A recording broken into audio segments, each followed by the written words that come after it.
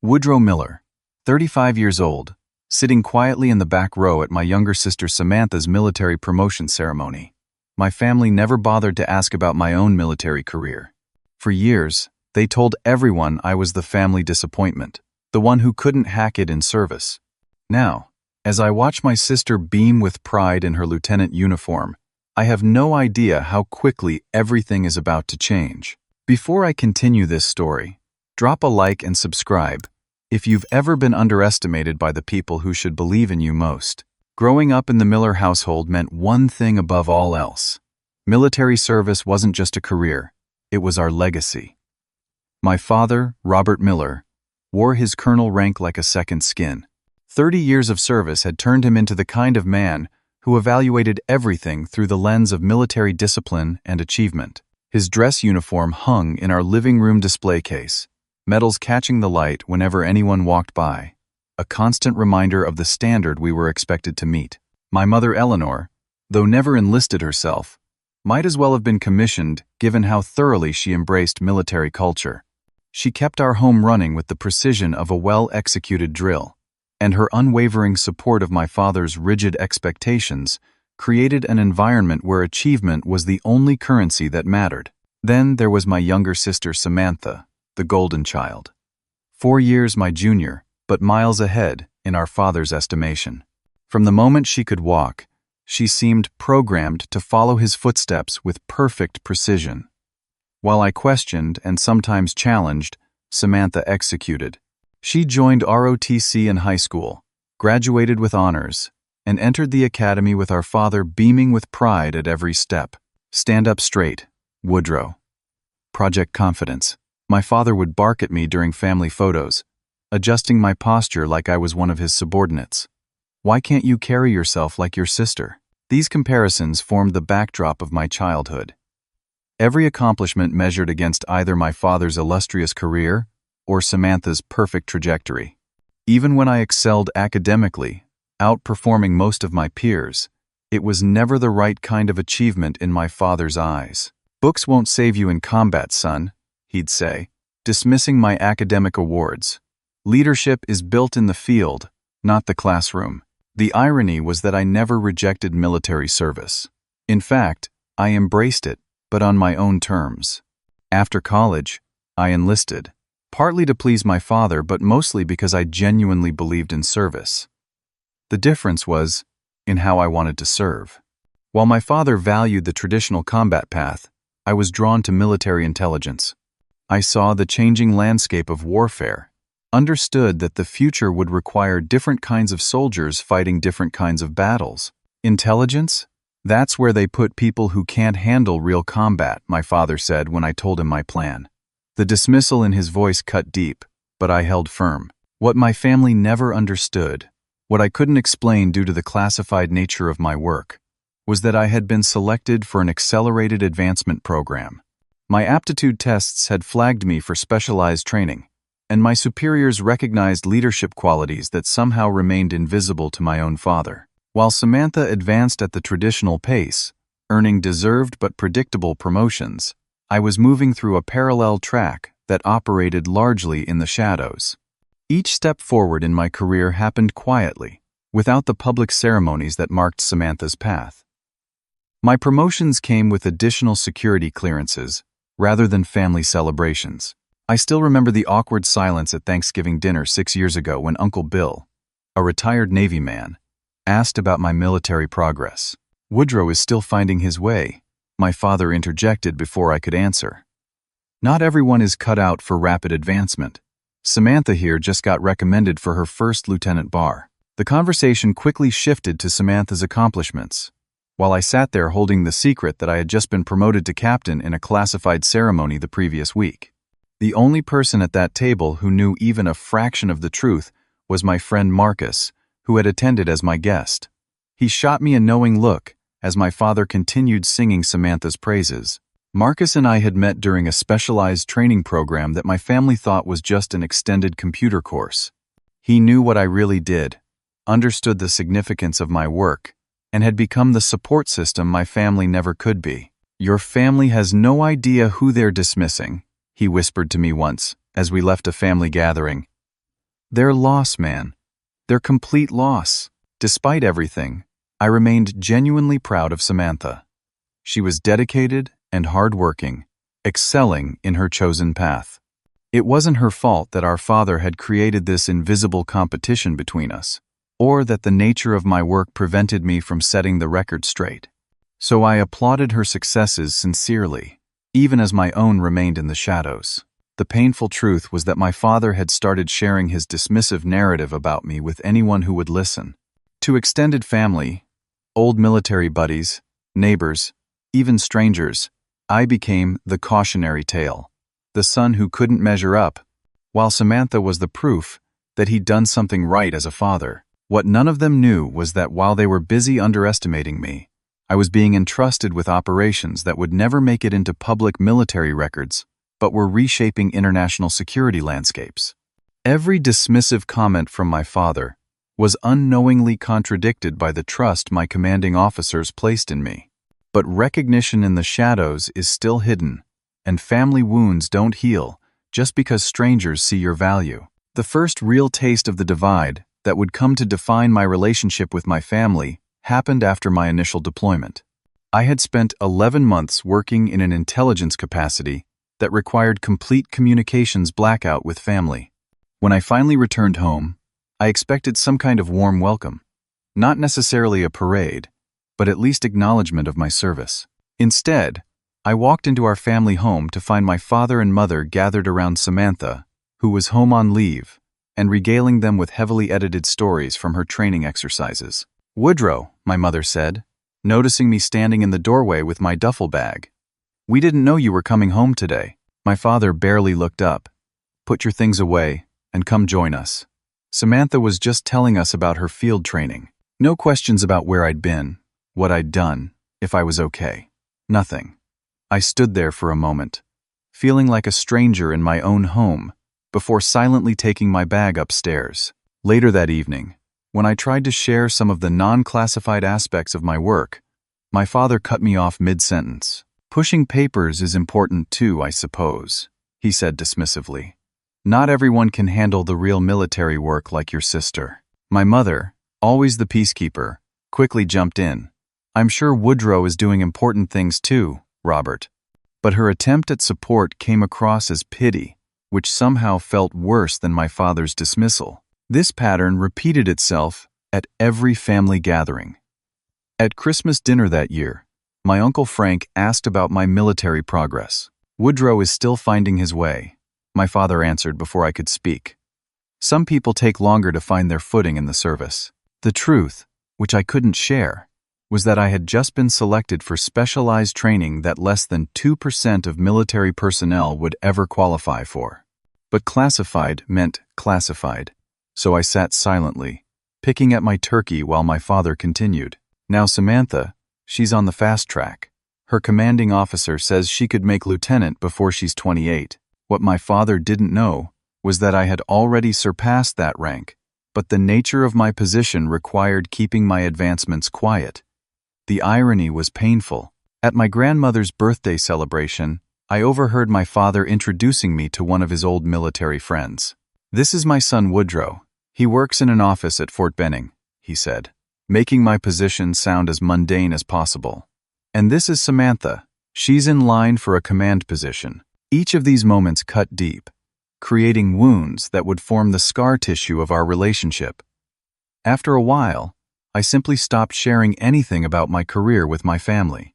The dismissals and diminishments were too painful, and the classified nature of my work made it impossible to defend myself without violating security protocols. The only family member who seemed to see beyond my father's narrative was my Uncle James, my mother's brother, who had served in a military intelligence capacity years earlier. "They don't get it, do they?"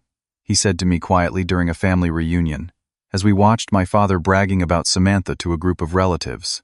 "I've got a pretty good idea what you're really doing, Woodrow. And for what it's worth, I'm proud of you." His words were a rare balm on the constant sting of my father's disapproval.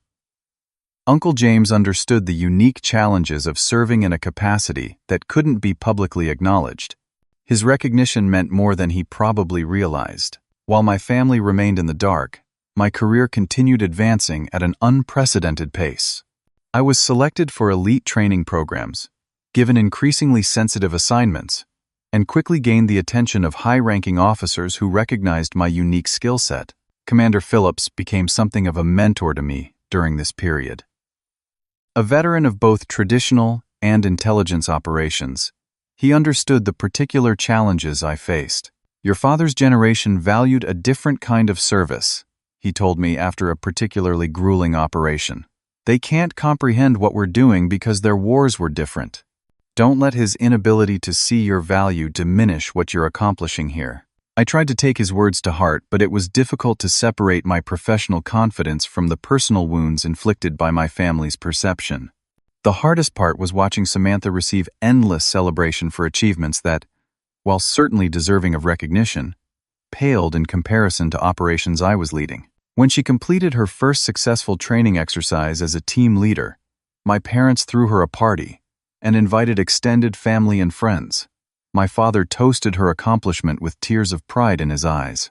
That same week, I had coordinated an intelligence operation that directly prevented a major security threat, an achievement that would remain known only to a handful of high-ranking officials and my immediate team. The contrast was stark and painful. I celebrated my sister's success sincerely, but each family gathering became an exercise in swallowing my pride and accepting that the most meaningful work of my life would never be acknowledged by the people whose approval I had once desperately sought. My promotion to major happened in a secure facility, with only 5 people present. No ceremony, no pictures, just a handshake, new insignia, and additional security clearance. I didn't tell my family, partly because of the classified nature of the promotion, but mostly because I had grown tired of their dismissal. What was the point of sharing accomplishments that would only be minimized or ignored? By this time, my father had constructed an entire narrative about my military career, and it bore no resemblance to reality. At a neighborhood barbecue I happened to attend while on leave, I overheard him talking to his friends. "Military life isn't for everyone," he was saying, a beer in hand as he stood by the grill. My son Woodrow, he tried, but he just couldn't handle the pressure. Not like his sister. The casual way he dismissed my service, painting me as some kind of failure, hit me like a physical blow. I had spent the previous month leading a critical intelligence operation, working 20-hour days under the kind of pressure my father couldn't begin to imagine. Yet here he was, telling neighbors I couldn't handle it. What made it worse was that Samantha had begun to adopt his perspective. She wasn't intentionally cruel, but she had absorbed our father's narrative and now viewed me with a mixture of pity and condescension. "It's okay, Woodrow," she said during a rare phone call between her deployments. "Not everyone is cut out for advancement. There's no shame in supporting roles." The irony might have been funny if it wasn't so painful. By that point, I outranked her by several grades, but she had no way of knowing that. To her, I was still the brother who couldn't quite measure up to the family standard. My mother, ever the diplomatic presence in our family, had taken to suggesting alternative paths for me whenever we spoke. "Have you thought about transitioning to civilian work, dear?"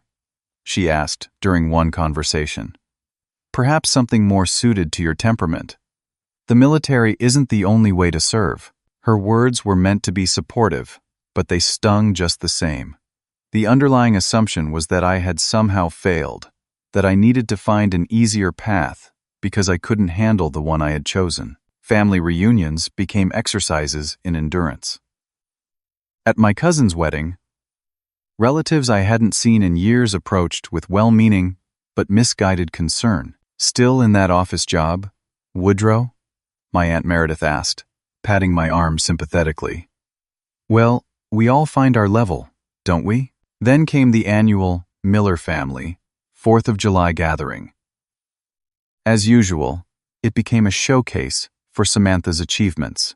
My father proudly announced her upcoming promotion to lieutenant, directing everyone's attention to her while I stood quietly by the punch bowl. "She's got the Miller military genes," I overheard him telling a family friend. "Takes after me. Always knew Woodrow didn't have what it takes, but Samantha, she's a natural leader." Later that same day, I ran into Bradley Thompson, an old high school friend. We had been close once, before life took us in different directions. "Heard you joined the military," he said as we caught up. "What are you doing now?" Before I could answer, my father appeared and clapped a hand on my shoulder. "Woodrow here is a desk jockey," he said with a laugh that didn't quite mask his disappointment. "Pushes papers while his sister pushes boundaries." Bradley looked between us, clearly sensing the tension, but didn't know how to respond. I excused myself shortly after, retreating to the solitude of the backyard to regain my composure. The irony of my situation was becoming almost too much to bear. While my family continued to view me as some kind of disappointment, my career was advancing at an unprecedented rate. The week after that painful family gathering, I was called into a meeting with General Harrison and Colonel Weber to discuss my promotion to colonel, a rank my father had never achieved, despite his 30 years of service.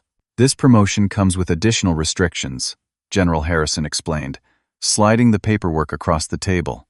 "Given the nature of your work, we need to maintain operational security. That means no public announcement, no ceremony." I signed the papers, accepting both the honor and the continued secrecy. Part of me wanted to call my father immediately, to finally set the record straight. But security protocols weren't the only thing stopping me. Years of dismissal had created a wall between us that a simple announcement couldn't break down. During this period, I also had to navigate the complex dynamics of working with a colleague named Nathan Edwards. He had joined our unit from a more traditional military path and clearly resented the speed of my advancement. Nathan had spent years working his way through the ranks, the conventional way, and here I was, seemingly leapfrogging past him. "Must be nice having connections," he remarked after my promotion to colonel, unaware that my advancement had nothing to do with nepotism and everything to do with the results I delivered. The irony wasn't lost on me. At home, I was perceived as the failure who couldn't advance, while at work, I was viewed by some as having advanced too quickly. It seemed I couldn't win either way. The culmination of this period came when I was appointed to a strategic task force that reported directly to Pentagon leadership. It was the kind of assignment that represented the absolute peak of military achievement, the kind of position my father had always dreamed of but never attained. And yet, when I flew home for Christmas that year, he still introduced me to their neighbors as my son who works in military administration. The disconnect between my professional reality and my family's perception had never been wider. I had reached a point where my achievements spoke for themselves to everyone except the people who had raised me. The pain of that realization was profound, creating an internal conflict that no amount of professional success could fully resolve. Yet despite everything, a part of me still craved their recognition, still wanted my father to look at me with the same pride he showed when looking at Samantha. It was a childish need, perhaps, but it remained, buried beneath layers of accomplishment and independence. And it was that lingering need that led me to accept the invitation to Samantha's promotion ceremony, setting the stage for a confrontation that would change everything. The invitation to Samantha's promotion ceremony arrived by email, a formal military announcement with all the appropriate protocol. She was being promoted to lieutenant, a significant step in her career, and one that deserved celebration. Despite our complicated family dynamics, I was genuinely happy for her and wanted to be there to support her achievement. I arranged for 3 days of leave, flew commercial to maintain my low profile, and arrived at the base in civilian clothes, a deliberate choice to blend in rather than stand out. The ceremony was being held at Fort Braxton, where Samantha had been stationed for the past 18 months. I knew the base well, having consulted on several operations there, though always behind closed doors with select personnel. Base Commander Jackson would be officiating the ceremony. I had never met him personally, but I knew of him by reputation, a straight shooter with an impressive service record. What he didn't know, what almost no one at this base knew, was my actual rank and position. That was by design, a security measure that had become second nature to me over the years. I arrived early and found a seat in the back row of the auditorium, watching as it gradually filled with military personnel and proud family members. My parents arrived 20 minutes before the ceremony. my father resplendent in his retired colonel's uniform, every medal and ribbon meticulously placed. My mother wore a blue dress with a small American flag pin, her silver hair perfectly styled for the occasion. Samantha spotted them immediately and rushed over, beaming with excitement. They embraced, my father holding her at arm's length afterward to admire her uniform. "Perfect," I heard him say. "Absolutely perfect." They chatted animatedly, other attendees stopping to congratulate them, until my mother glanced around and spotted me sitting alone in the back. "There's Woodrow," she said, waving me over. I approached, accepting my mother's hug and my father's formal handshake. "Glad you could make it, son," he said, though his tone suggested it was more obligation than genuine sentiment. Samantha gave me a quick hug. "Thanks for coming, Woody," she said, using my childhood nickname. "Means a lot." A photographer approached, asking to take family photos. My father immediately took charge, positioning everyone with military precision. "Colonel Miller and family," he announced proudly, pulling Samantha to the center while gesturing for me to stand at the edge. The symbolic positioning wasn't lost on me, but I complied without comment. As we waited for the ceremony to begin, my father engaged in conversation with another colonel, an old friend from his active duty days. "Bill, you remember my son Woodrow," he said, reluctantly including me in the conversation. "He couldn't make it past captain, but he's found his niche in administration." The other colonel nodded politely in my direction before quickly returning to conversation with my father. I drifted away, finding my seat as the ceremony was about to begin. Commander Jackson took the stage, a tall, imposing figure with the kind of presence that commanded attention without effort. He welcomed everyone and began speaking about excellence in service, the importance of leadership, and the significance of today's promotions. Midway through his speech, as he scanned the audience, his eyes passed over me, then snapped back in obvious recognition. He paused, almost imperceptibly, before continuing his address. I shifted uncomfortably, hoping he would maintain the protocol of discretion that my position required. The ceremony proceeded with various awards and recognitions before reaching Samantha's promotion. She stood tall and proud as Commander Jackson called her name, detailing her accomplishments and contributions. My parents beamed from the front row, and despite everything, I felt a surge of genuine pride for my sister.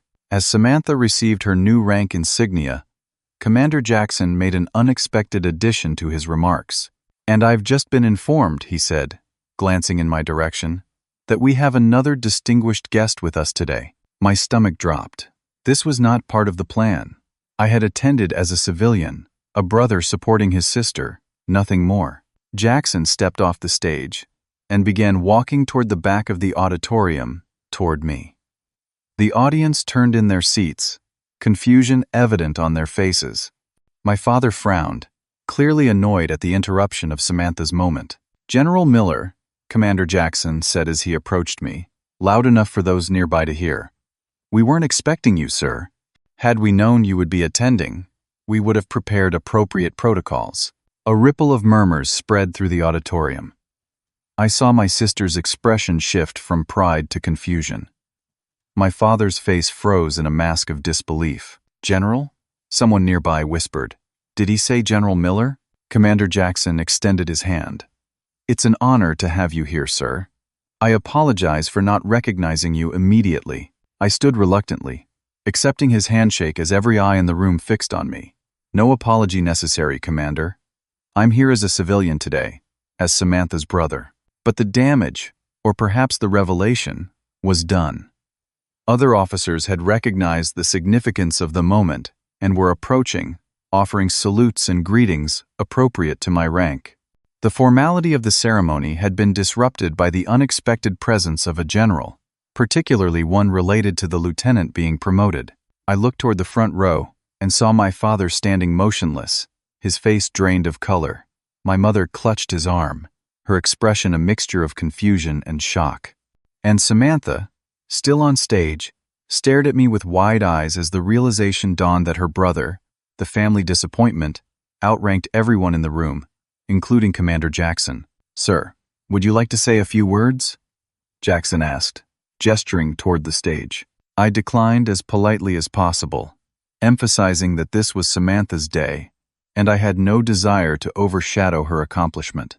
But the atmosphere had already shifted irrevocably. The whispers spread quickly through the room, and I could see the moment when understanding reached each person, their eyes widening as they looked between me and my still frozen father. A general. Not just any officer, but a general, one of the highest ranks attainable. And not just any general, but one whose work was apparently so classified that he attended his own sister's ceremony in civilian clothes with no fanfare. The ceremony continued, but a new tension filled the air. Commander Jackson returned to the stage, completed the promotions, and closed the formal proceedings.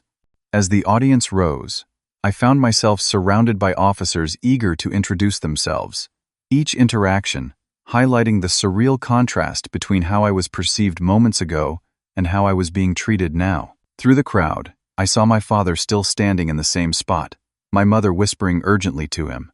Samantha had descended from the stage and was making her way toward us, her expression unreadable. The moment of truth had arrived, and there was no going back.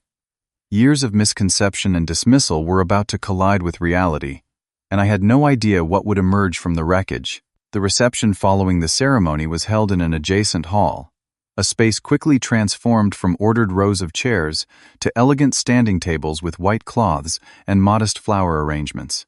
Under normal circumstances, this would have been Samantha's moment to shine, to accept congratulations, and celebrate her achievement. Instead, an invisible current had redirected attention, and I found myself at its center. Officers clustered around me, some who knew of my work offering discreet acknowledgments, others simply drawn by curiosity about the unexpected general in their midst. I tried to deflect, to redirect conversations towards Samantha and her accomplishments, but the revelation had created its own momentum. Through the crowd, I saw my father approaching, his movement stiff and formal. My mother trailed slightly behind him, her expression still registering shock. Samantha stood a few feet away, caught in conversation with colleagues but watching our family drama unfold from the corner of her eye. The officers surrounding me recognized my father's approach and tactfully dispersed, creating a small island of privacy in the crowded room. We stood facing each other, 3 decades of misunderstanding hanging in the air between us. "General," my father said finally, the words sounding foreign on his lips when directed at me. His face was a complex map of emotions, pride and confusion, battling with embarrassment, and something that looked almost like fear. "Dad," I replied simply. "I don't understand," my mother interjected, her voice trembling slightly. "How is this possible? How did you?" Her questions trailed off, too numerous and complicated to articulate. My father remained silent, his military bearing failing him perhaps for the first time in his life. "It's classified, Mom," I said gently. "Most of it still is. The nature of my work required secrecy, including from family." "But a general," my father said, finding his voice again. "You're 35. That's—" He stopped, clearly calculating the implications, the extraordinary nature of such advancement at my age. Unprecedented, I finished for him. "Yes, I know." My father straightened his shoulders, falling back on formality when emotions became too complex. "Congratulations are in order, then." The words were correct but hollow, a social nicety rather than the genuine recognition I had once craved. Still, it was something, a beginning perhaps. Samantha approached then, excusing herself from her previous conversation. She stood beside our father, her new lieutenant bars catching the light, such a source of pride minutes ago, now overshadowed by the revelation of her brother's rank. "Why didn't you tell me?" she asked, her voice a mixture of hurt and wonder. "All these years, Woody. All those times," Dad said.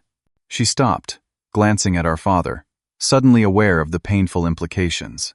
"I couldn't tell anyone, Sam. That's how it works in my division." Commander Jackson appeared at that moment, perhaps sensing the family tension and offering a professional buffer. "General Miller's work is quite extraordinary," he said to my family. "The details are classified, of course, but his contributions to national security have been—" He paused, searching for an appropriate word. "Consequential." My father nodded stiffly, processing this external validation of my career. My mother looked between us, tears forming in her eyes. "I'm sorry," she whispered, reaching for my hand. "We had no idea." The simplicity of her apology, its genuine remorse, affected me more deeply than I had expected.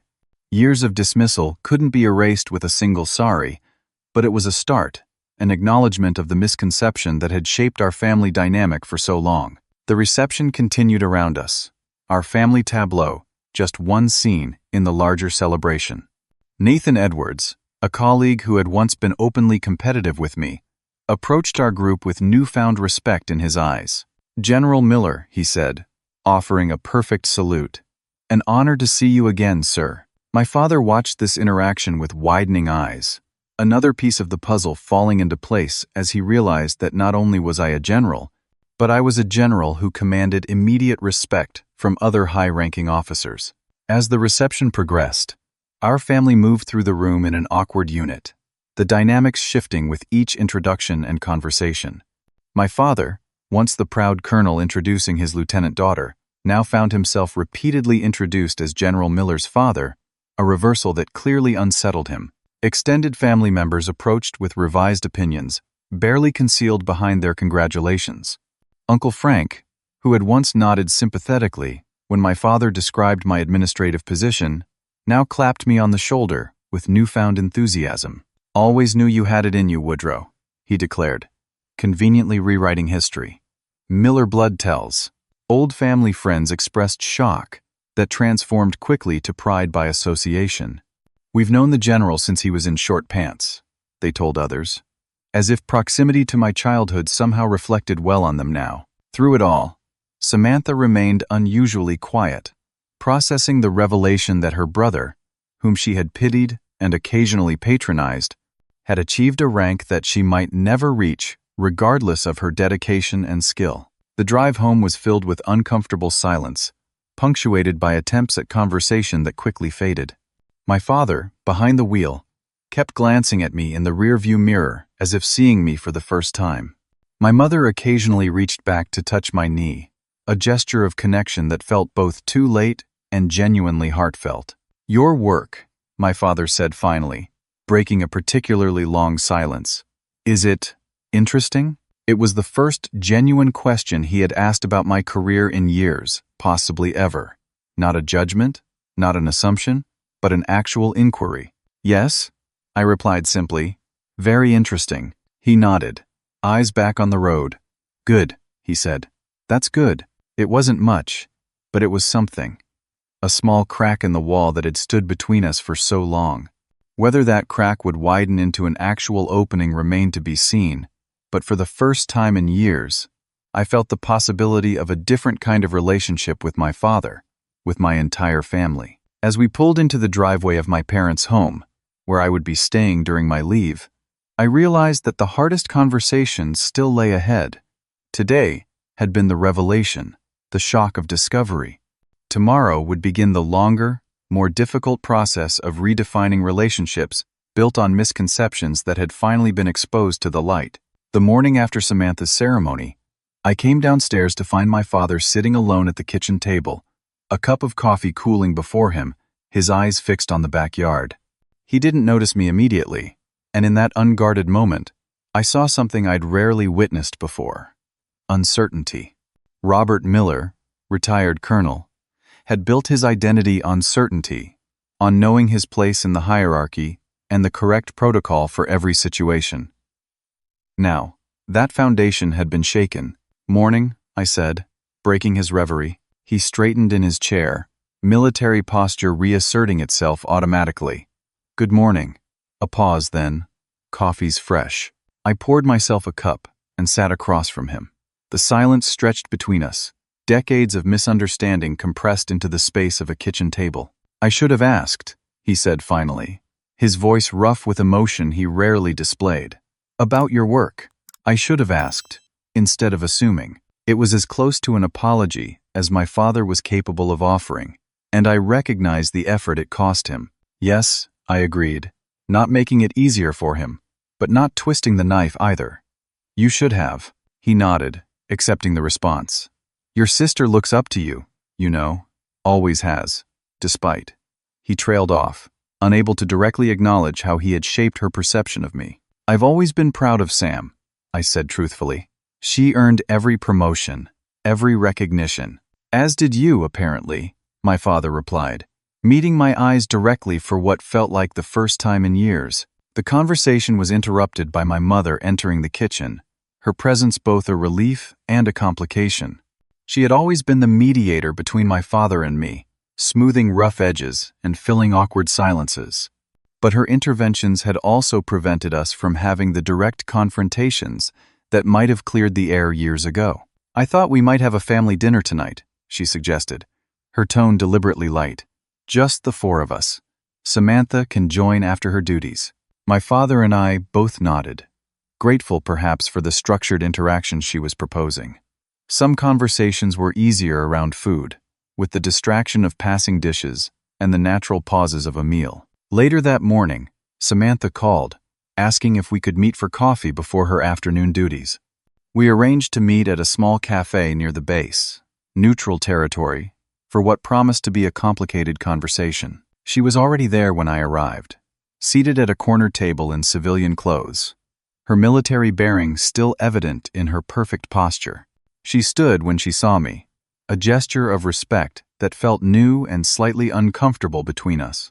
"Sit down, Sam," I said gently. "I'm still just your brother." "Are you?" she asked as we both took our seats. "Because it turns out I don't know much about my brother at all." There was hurt in her voice, but curiosity too. For the first time, she was looking at me with genuine interest rather than the mild concern or condescension I'd grown accustomed to. "I'm sorry I couldn't tell you," I said. "Security protocols are strict in my division. I understand classified work, Woody," she replied. "What I don't understand is why you let us all think." She stopped, reconsidering her words. "Why you let Dad tell everyone you were some kind of disappointment when you were actually a general?" I finished for her. "Successful," she corrected. "Respected. Important." I considered her question carefully. It was one I'd asked myself many times over the years. At first, I couldn't say anything because of security clearances, I explained. Later, I think I didn't want recognition that had to be forced or that came only because of a rank. I wanted Dad to be proud of me for me, not for the bars on my shoulder. Samantha nodded slowly, processing this. "That makes sense, I guess. But it put me in a weird position too, you know. I was the golden child partly because he thought you were failing." It was an insightful observation, recognizing how our father's perception of me had shaped her own role in the family. "I never resented you for that, Sam," I assured her. "You earned every commendation, every promotion.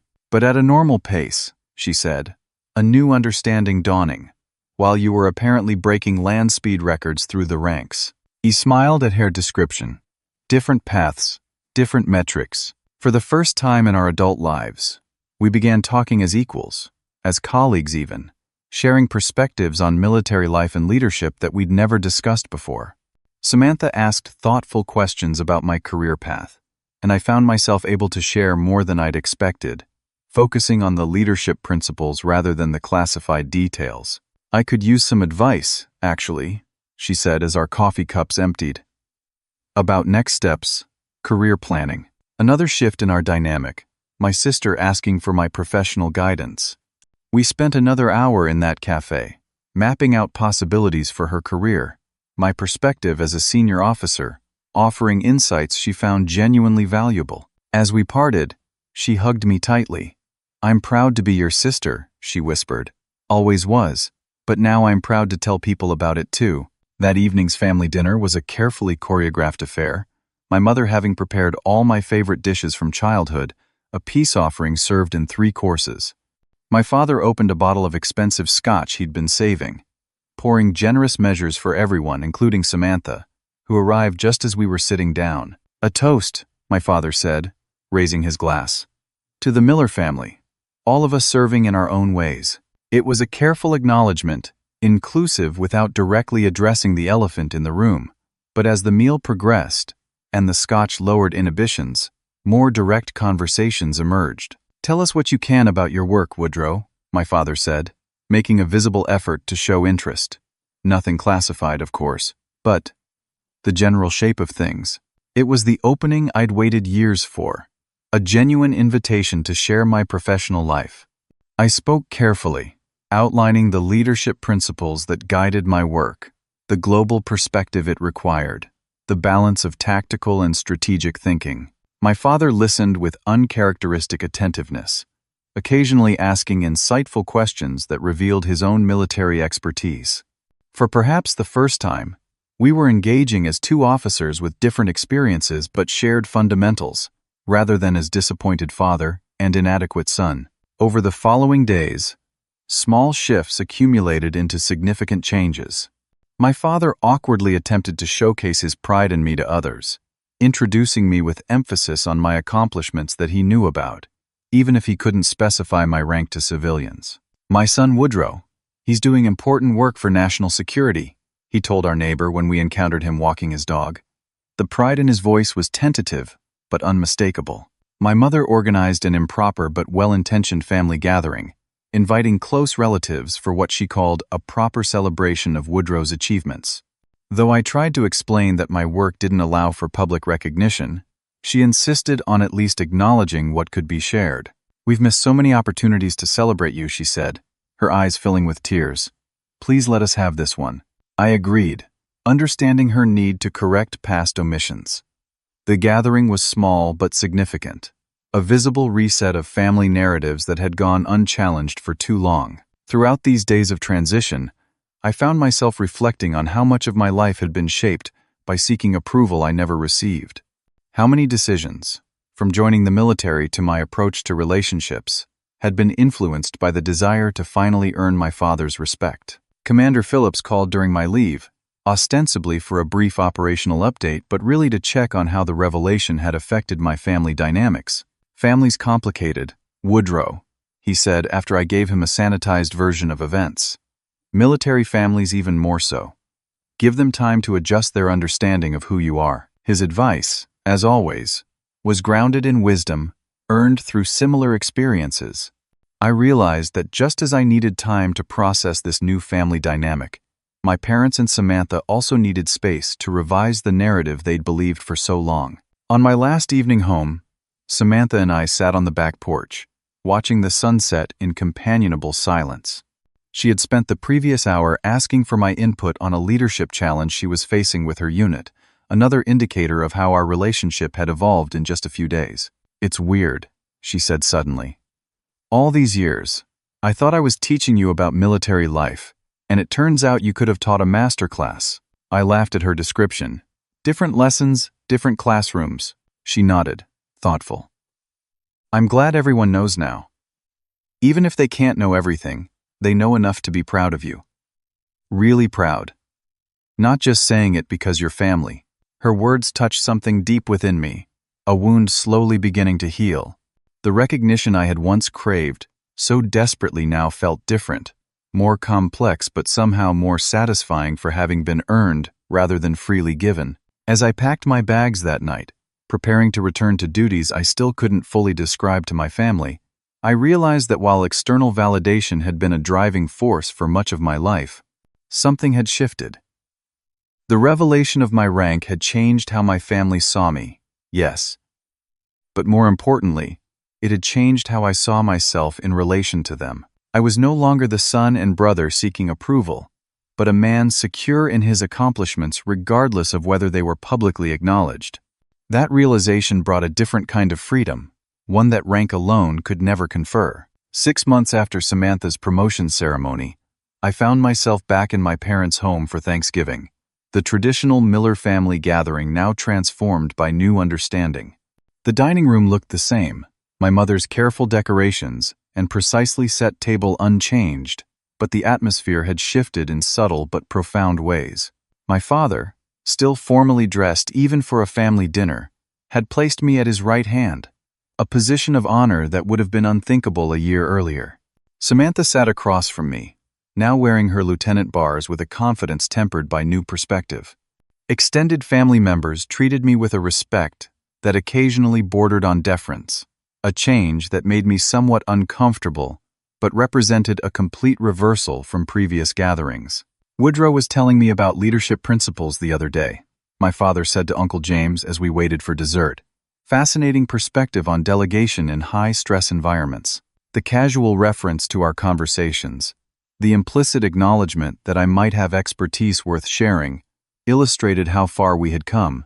These past months had seen a gradual transformation in our family dynamics. Not a dramatic overnight change, but a steady recalibration of relationships built on new understanding. My father had begun asking genuine questions about my work, careful to respect classification boundaries, but showing real interest in the aspects I could share. Our conversations, once strained and superficial, now frequently explored meaningful topics, from military history to leadership philosophy. He would never be emotionally demonstrative. His generation and military background made that unlikely, but his respect, once so desperately sought, was now evident in small but significant ways. My mother had undertaken her own journey of reconciliation, acknowledging her role in reinforcing my father's dismissive narrative. I should have challenged him, she admitted during a private conversation. I knew he was wrong about you, but it was easier to go along than to confront him. Her honesty opened a new chapter in our relationship, one based on mutual understanding rather than the caretaking role she had always assumed with me. The son she perceived as needing protection from his father's judgment. Perhaps the most significant transformation had been with Samantha. The artificial hierarchy that had positioned her as the successful sibling and me as the disappointment had collapsed, allowing us to develop a relationship based on genuine connection rather than comparative achievement. She now regularly called for professional advice, and I found myself learning from her experiences as well, our different military paths offering complementary perspectives. I've been thinking a lot about recognition, I said as we gathered in the living room after dinner, the conversation turning reflective as evening settled in. About how much of my life was spent seeking validation from others, particularly from you, Dad. My father looked up sharply, unused to such direct address of emotional topics. I wanted your approval so badly that it shaped almost every decision I made, I continued. Joining the military, my approach to challenges, even how I defined success. You have my approval now, my father said, a hint of defensiveness in his tone. More than approval, admiration. I know, I acknowledged, and I appreciate that. But what I've realized is that I don't need it anymore, not in the same way. The revelation at Samantha's ceremony changed how you see me, but more importantly, it changed how I see myself in relation to this family. The room was quiet, everyone sensing the significance of the conversation. For years, I measured my worth through your eyes, I said to my father. When that reflection came back negative, I doubled my efforts to change it, all while building a career that validated me everywhere except where I wanted it most, at home. My father shifted uncomfortably, but held my gaze. The irony is that once I stopped needing your approval, once my achievements were recognized and you finally saw me clearly, I realized something important. I paused, organizing thoughts that had been forming over these months of transformation. External validation is seductive but ultimately empty if it doesn't align with your internal compass. Meaning what, exactly? My father asked. Meaning that while your recognition matters to me, what matters more is knowing that I've lived according to my own values, that I've contributed meaningfully through work I believe in. That would be true whether you knew about my rank or not, whether you approved or not. Samantha nodded slowly. I think I understand. It's about defining success on your own terms, not someone else's. Exactly, I agreed. For too long, I defined success as earning Dad's pride.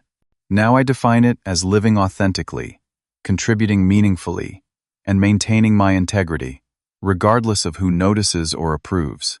My father was quiet for a long moment, processing my words with uncharacteristic thoughtfulness.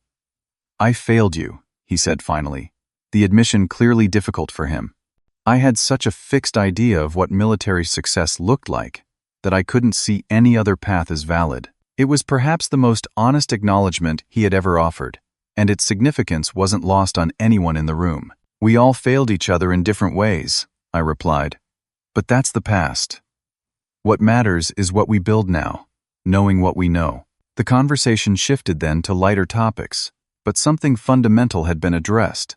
A healing process that had begun 6 months ago now taking another significant step forward.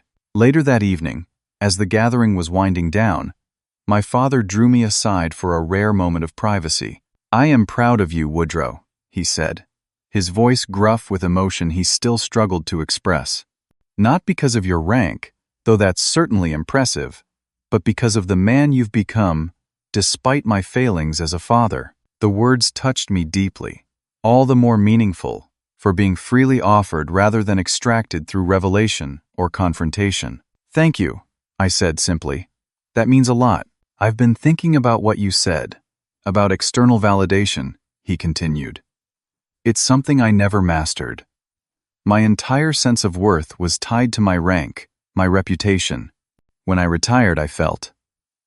He paused, searching for words to describe feelings he rarely acknowledged. Diminished. Like I was less of a person without the uniform. It was a profound admission from a man who had always presented absolute certainty to the world. "Maybe we can both learn something new at this point," I suggested, "about finding worth beyond external markers." He nodded, placing a hand briefly on my shoulder before returning to the gathering, the gesture communicating what he still found difficult to express in words. As I prepared to leave the next day, returning to duties that still required significant time away from family, I reflected on the journey of the past 6 months. The wounds created by years of dismissal hadn't vanished, but they had begun to heal, forming scars that would always mark our relationships but no longer define them. I had learned perhaps the most valuable lesson of my adult life, that while recognition from others can be affirming, true freedom comes from breaking the need for external approval, from finding validation in living according to your own authentic values, rather than chasing acknowledgement from others, even those closest to you. As my father shook my hand at the door, his grip firm and respectful, I saw in his eyes not just the pride I had once so desperately sought, but something more valuable, a genuine seeing of who I actually was, rather than who he had expected me to be. And in that moment of mutual recognition, I felt the completion of a circle, the resolution of a journey that had shaped my life in ways both painful and ultimately transformative. Have you ever found yourself seeking validation from people who couldn't or wouldn't give it? I hope this story reminds you that your worth isn't determined by others' perception of you, but by living authentically according to your own values. If this resonated with you, please like, subscribe, and share with someone who might need to hear it. I read every comment, so drop your thoughts below and let me know if you've experienced something similar. Thank you for listening to my story.